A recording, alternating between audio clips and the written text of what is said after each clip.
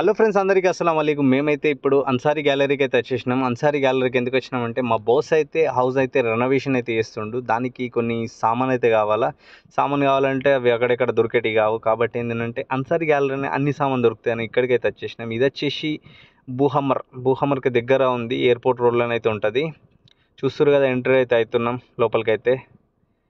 ఇక్కడ చూసిరు కదా, అన్ని రకాల సామాన్ అనేది ఇందులోనే దొరుకుతాయి.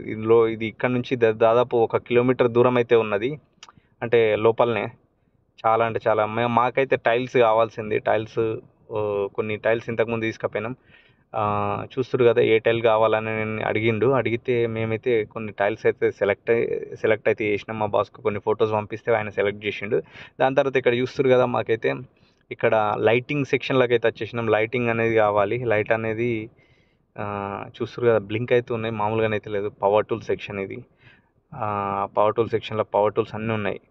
చూస్తున్నారు కదా, ఇంటీరియర్స్ అయితే ఎట్లా చేసుకోవచ్చు, అద్దాలు, వాష్రూమ్లలో ఎట్లాంటి సెటప్ అనేది పెట్టుకోవాలనేది ఇక్కడ మొత్తం అన్నీ చూపిస్తారు.